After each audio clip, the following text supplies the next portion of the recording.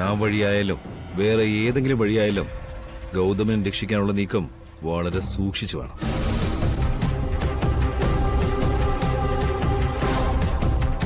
നമ്മൾ പ്രതീക്ഷിക്കുന്ന പോലെ ഗൗതം അവന്റെ ആരുടെങ്കിലും കസ്റ്റഡിയിലായിട്ടുണ്ടെങ്കിൽ അതൊരു ട്രാപ്പായിരിക്കും. നമ്മൾ അവിടെ എത്തിക്കാനുള്ള ട്രാപ്പ്. കണിമംഗലം സ്വന്തമാക്കുക എന്നുള്ളത് എന്റെ വാശിയാ. അതൊക്കെ ഞാൻ ചെയ്യുന്നത് അവന് വേണ്ടിയാ. അവൻ എന്തെങ്കിലും സംഭവിച്ചു പോയാൽ പിന്നെ ഞാൻ ഈ നേടിയതിനൊന്നും ഒരർത്ഥം ഉണ്ടാവില്ല. ഒന്ന് വെറുതെ ഇരിക്കും ചന്ദ്രശേഖർ സാറേ. ഗൗതം തീയില് കുരുത്തവനല്ലേ, അത്ര പെട്ടെന്നൊന്നും വാടിപ്പോവില്ല. ഗൗതമനെ ഞാൻ തിരഞ്ഞോളാം. എന്തെങ്കിലും ഒരു സൂചന കിട്ടുകയാണെങ്കിൽ അത് എനിക്കൊന്ന് പാസ് ചെയ്താൽ മാത്രം മതി. ബെഞ്ചമിൻ, ഇതുവരെ നമുക്ക് പിഴച്ചില്ല. ഇനി മുന്നോട്ടും പിഴയ്ക്കാൻ പാടില്ല. കെയർഫുൾ ആയിരിക്കണം. ചുറ്റും കണ്ണുണ്ടായിരിക്കണം. മുൻപിൽ വരുന്നവനെ തിരിച്ചറിയാനുള്ള ശേഷി ഉണ്ടാവണം.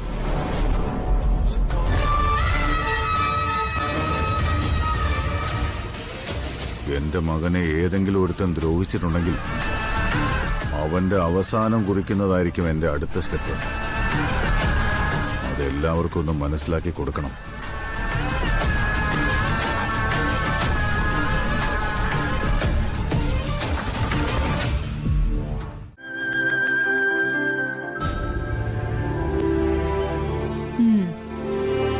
എത്ര നേരായി ഇരിപ്പിങ്ങനെ? ഞാൻ വേറെ എന്ത് ചെയ്യാനാ ദുർഗ? നമുക്കൊന്ന് പുറത്തു പോയാലോ? കുഞ്ഞുനാളില് രാധികയുടെ കൂടെ ഈ ഗ്രാമം മുഴുവൻ ഞാൻ നടന്നു കണ്ടിട്ടുണ്ട്. വീണ്ടും എത്തിയപ്പോ എല്ലാം ഒന്നുകൂടെ കാണാൻ തോന്നുന്നു. പോവാ നമുക്ക്. ഒരു കാഴ്ചയും കാണാൻ എനിക്കിഷ്ടല്ല.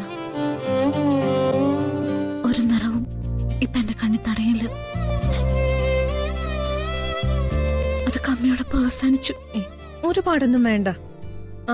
കുറച്ചു ദൂരം നടന്നിട്ട് വരാം. നമുക്ക് പെട്ടെന്ന് തിരിച്ചു പോരാം. എഴുന്നേറ്റ് വാ. അയ്യോ, ദുർഗ എന്നെ നിർബന്ധിക്കരുത്. നിർബന്ധിക്കും. ദേ, അച്ഛനും അമ്മയും എന്നോടിപ്പോ പറഞ്ഞത് എന്താന്നറിയോ? ഈ മുറിന്ന് നീ പുറത്തിറങ്ങി കണ്ടാ മതിയെന്ന്. അവരുടെ മുന്നിലൂടെ ഒന്ന് നടന്നു കണ്ടാ മതിയെന്ന്. ജീവിതത്തിൽ ഒരിക്കലും അവരെ വിഷമിപ്പിക്കരുതെന്ന് തീരുമാനം എടുത്തിട്ടുള്ള ആളല്ലേ താൻ. ഇപ്പൊ അവരുടെ ആത്മവിശ്വാസത്തിന് ആശ്വാസം കൊടുക്കേണ്ട ആളല്ലേ താൻ. നമുക്ക് പോവാം. നിനക്ക് പറ്റില്ല എന്ന് തോന്നിയാ നമുക്ക് ആ നിമിഷം തന്നെ തിരിച്ചു പോരാം. വാ വാ, വന്നേങ്ങ. എന്നിട്ടോ എന്നിട്ടോ വാ വാ.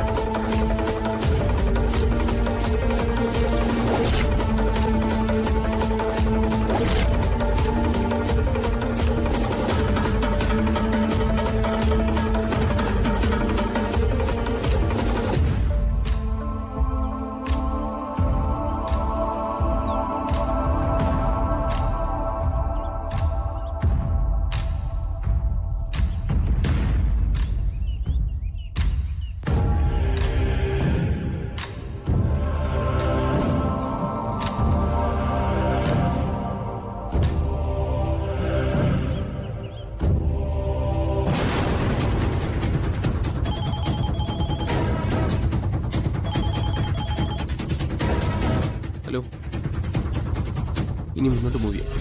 ഓക്കെ.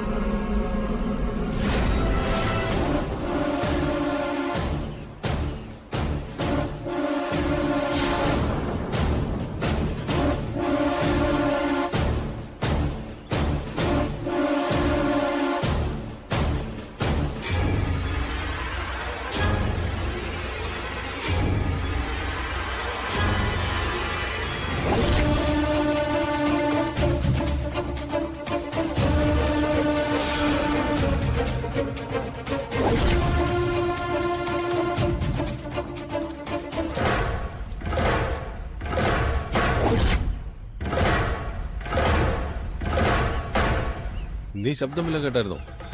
ആ അങ്ങനെ തോന്നി. കേട്ടോടാ.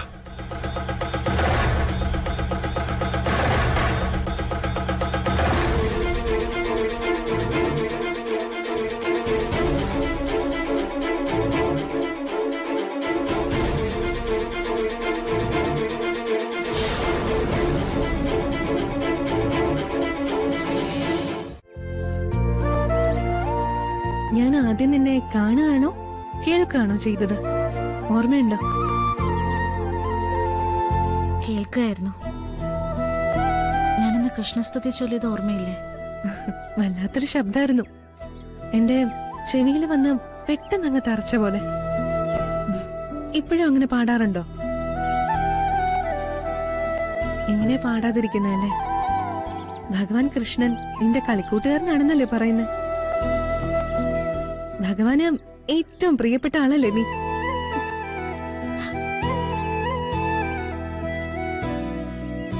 എന്തു പറ്റി? വിഷമിക്കാൻ വേണ്ടി ഞാനൊന്നും പറഞ്ഞില്ലല്ലോ. എന്നെക്കാളും ഭഗവാനെ സേവിച്ചിരുന്നത് എന്റെ അമ്മയാ. അമ്മ ഭഗവാനെ സ്തുതിച്ച് പാടിയാൽ ഏതൊരാളുടെ കണ്ണു നിറഞ്ഞു പോകും. അത്രയ്ക്ക് ഗംഭീരായിരുന്നു.